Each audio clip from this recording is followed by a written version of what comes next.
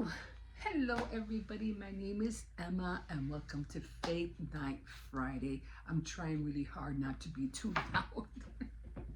So, how's everybody doing today? I hope everybody's well. I know it's Friday, and I know everybody's excited, getting ready to go out and party and everything like that. But please, I just ask, just please be careful out there, okay? Please make sure you come home tomorrow morning to a new day. All right? So, right now, as you know, again, my name is Emma, and what I usually do is I just read the word and try to share with everybody of the word so that we can just get an idea of what's going on um, with what is trying to be shared with us. I mean, a lot of people really don't know how to read the Bible, and that's okay. But sometimes we feel like the word is attacking us, which is not. It's not. We're just reading it the wrong way. Okay, so that's why I want to, just come on here. I don't want you to feel like you're being attacked in any way. I don't. Even if you're an atheist and you don't believe in God, that's okay too. Because I'm not like trying to say what I'm reading, or that you don't have to believe in it. If you want to believe it or not, that's up to you. It's just which way you want to take it. You know what I'm saying? um I'm just here just to read it. I don't debate about it. I don't want to say, oh, well, it says this and this and this and this and in this chapter and in this verse. Hey, whatever, if it says that, and if you want to see it that way, then that's, you have that right to believe or think of what you want, about it. But I'm not here to argue. I'm not here to debate. Nothing like that. I'm just reading, and I usually do give my opinion. Okay, so right now, I am we're still in Second Samuel, and we are in chapter 21. And I finished chapter 20 last week. Okay, so let's just dive right in. I'm usually very like, because I was always in the New Testament like all the time. So I mostly hardly ever was in the Old Testament, but I ended up reading this book that I wanted to finish. I think I mentioned it before. I keep forgetting to bring it out. And it was to read the Bible in 365 days. And I always wanted to get into the Old Testament, and this book is helping me do just that. Again, I was always in the New Testament all the time. I always enjoyed reading the letters of Paul. That's my favorites. I've read Matthew, Mark, Luke, and John numerous times, but the letters of Paul are the ones that really are in the depth of how we are so freely and blessed because of what Jesus did for us. We could just see all the benefits that we get from what happened. Now you have to remember, Jesus is still alive today. Again, you might not believe that. You probably don't even believe in Jesus or whatever. But for me, I do believe he is still alive today, but he's alive in your heart. Now, again, the word, like they always say, the word never changes, but your experience with the word does. Okay, you can read it one year, and then next year you'll see it in a whole different light. So again, the word does not ever change. That's true, but the experience that you have with it does. Okay, all right. So let's just jump in, and we are reading Saul's descendants are put to death. And man, you ever think about the way they? It's hard to imagine how people lived in those days. I mean, how many tribes and people were slaughtered, the men and children alike, and oh my God, it's scary, heartbreaking. It was just crazy. Even I think Shakespeare, even at one point he was sharing the word, because it was like him sharing of all the horrific things that happened in the Word of God back in that day. So he would share it like almost like watching, going to a theater and watching a horror show, you know, that kind of, and people would come to hear it. They would come to hear it. Okay, so let's just dive right in. Okay, so during David's reign, there was a severe famine which lasted for 3 full years. So David consulted the Lord about it. And the Lord said, Saul and his family are guilty of murder. And that was true. Saul did kill a lot of people. He put the people of Gibeon to death. The people of Gibeon were not Israelites. They were a small group of Amorites whom the Israelites had promised to protect. But Saul had tried to destroy them because of his zeal for the people of Israel and Judah. So David summoned the people of Gibeon and said to them, "What can I do for you? What I want to make up for the wrong that was done to you, so that you will bless the Lord's people." They answered, "Our quarrel with Saul and his family can't be settled with silver or gold, nor do we want to kill any Israelites. What then do you think I should do for you?" And David asked. They answered, "Saul wanted to destroy us and leave none of us alive anywhere in Israel. So hand over 7 of his male descendants, and we will hang them before the Lord of Gibeah, the hometown of Saul, the Lord's chosen king." "I will hand them over," the king answered. But because of the sacred promise that he and Jonathan had made to each other, David spared Jonathan's son Mephibosheth, the grandson of Saul. However, he took Armoni and Mephibosheth, the 2 sons that Rizpah, the daughter of Aiah, had born to Saul. He took also the 5 sons of Saul's daughters, Merab, whom she had born to Adriel, son of Barzillai, who was from Mohala.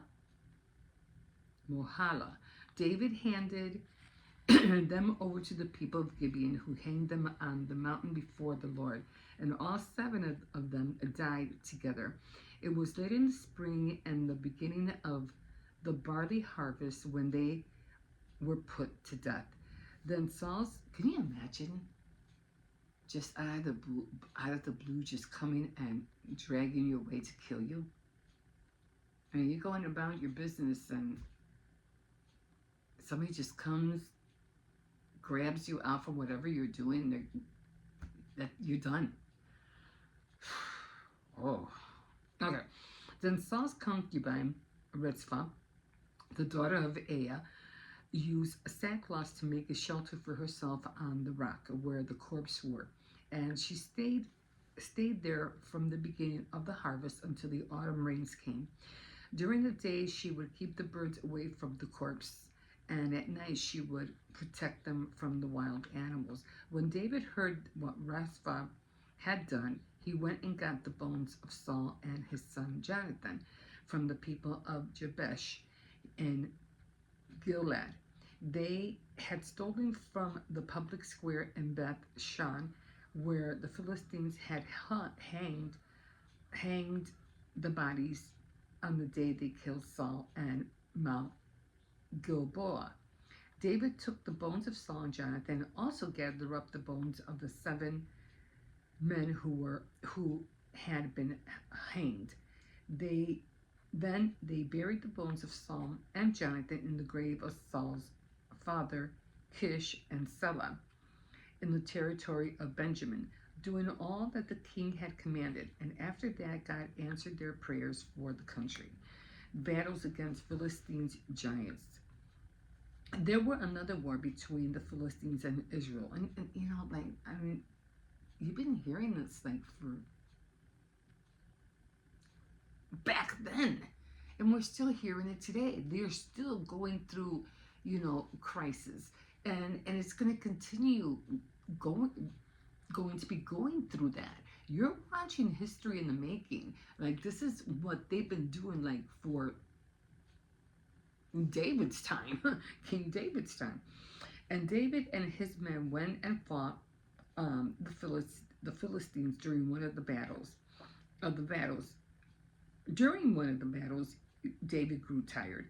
A giant named Ashibanob, who was carrying a bronze spear that weighed about 7.5 pounds, who was wearing a new sword, thought that he can kill David.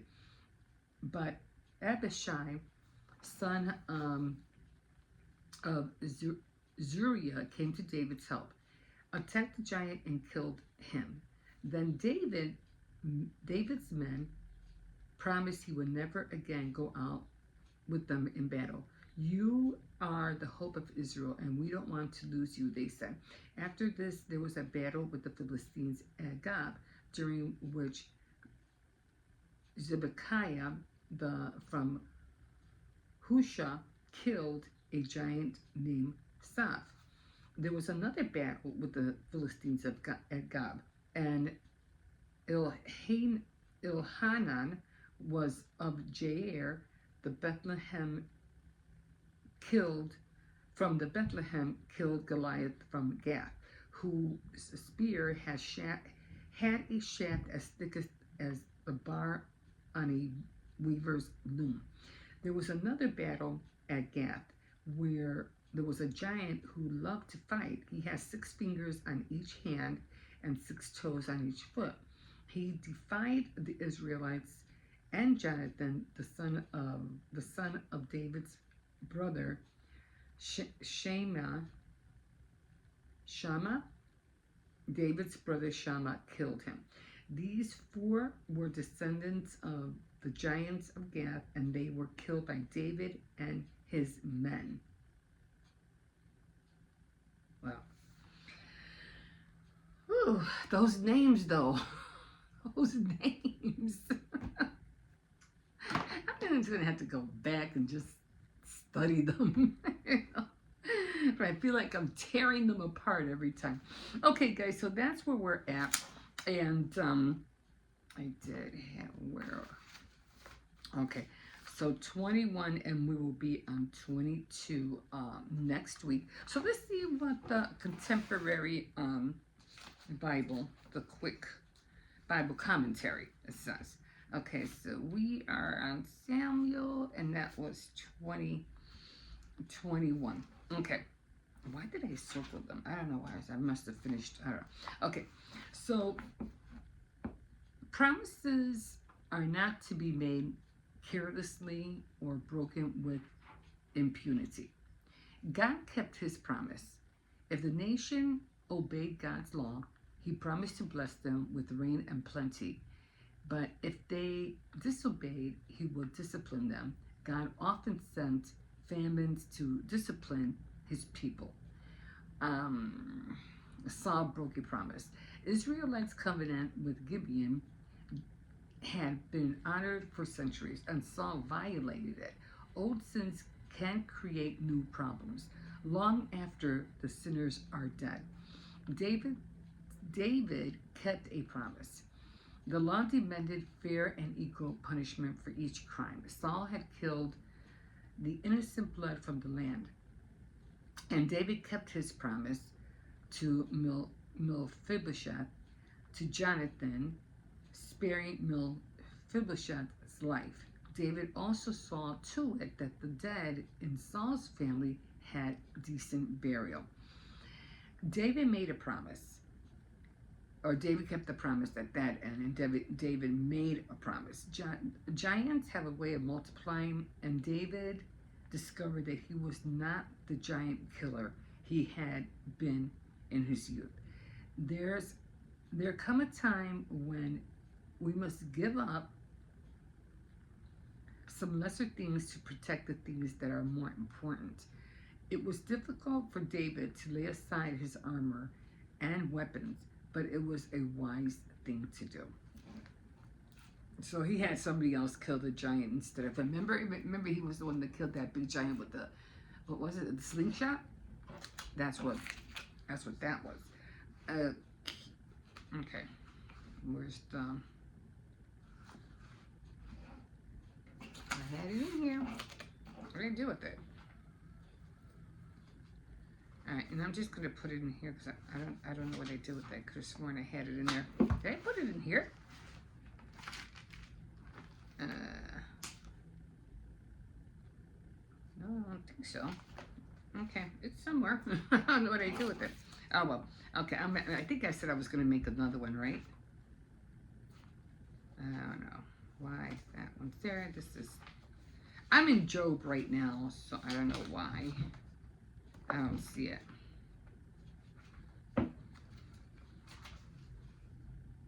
That's Judges. Yeah, I'm gonna have to make a new one.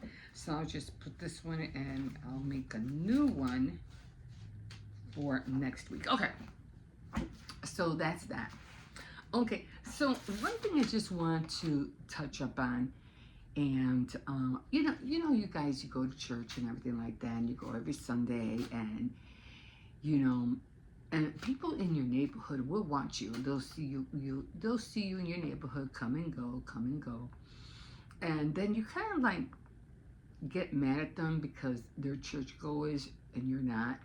And you tend to see them leave at a certain time, and you tend to see them come back. But it's not that they don't believe in God, but they just don't share the same things you do, or they don't practice the Word of God like you do. And so there could sometimes be conflict, especially among neighbors. There could be conflict. So always be aware of what you do, in your home, or when you go out and stuff like that, because they're watching you. Oh, she's supposed to be a Christian. Oh, she's supposed to be a God-fearing woman. Oh, this and that. No, she's not. Look how she's acting. Look what she did. You know what I mean. So you always have to be careful. You always have to watch what you do all the time. So you can't pretend to be, all loving and Christian and things like that, fearing of God, and then have a sassy mouth, when something happens to your neighbor or somebody down the street, and vice versa. Now, if neighbors or the person down the street knows who you are, and they see you coming and going, and they see you at a certain time, oh, they go to church every Sunday, blah, blah, blah, and that they're men of God, they're women of God, they go to church every Sunday, and blah, blah, blah. For your sake, don't make fun of them. Don't badmouth them. Don't yell at them.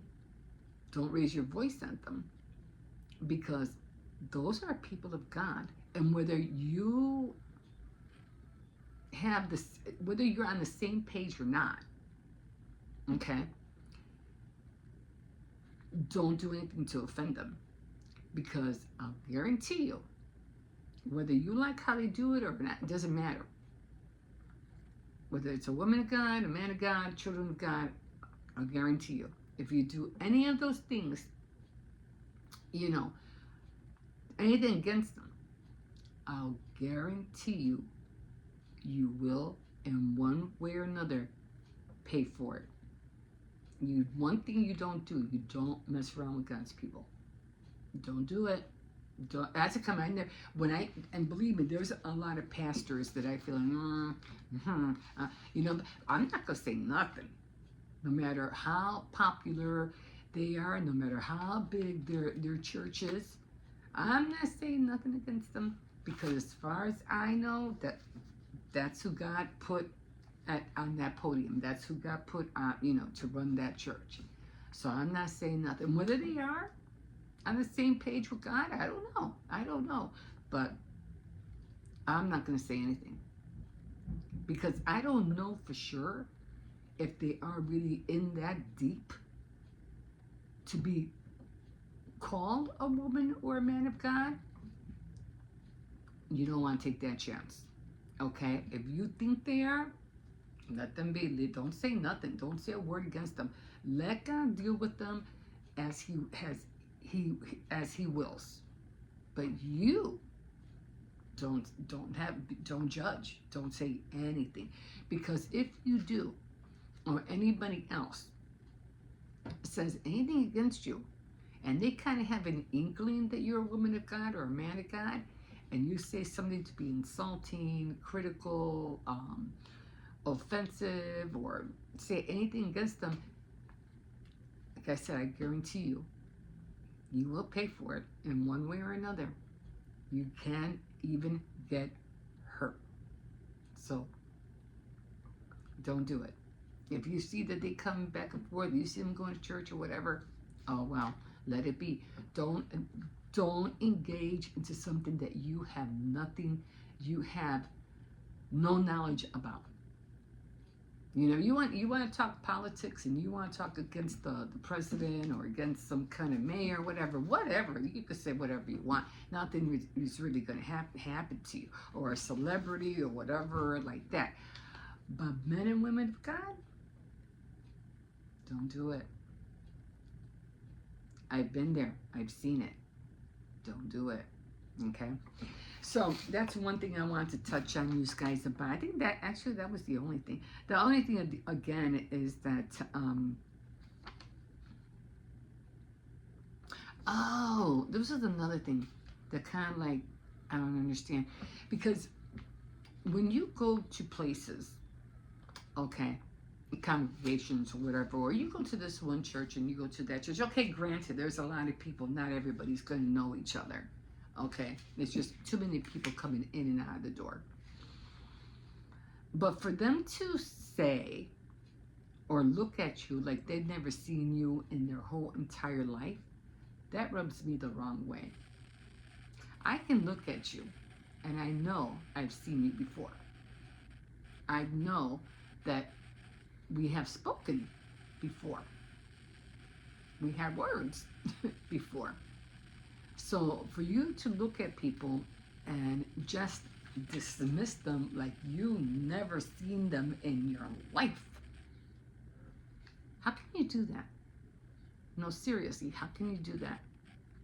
Especially if you're a pastor or a part of a congregation and you went to cell group meetings or you went to that church. If I see somebody, because I was, they were brother and sisters in Christ, how can you down the line, down the road, act like you've never seen them or you've never met them in your life and not say a greeting or anything?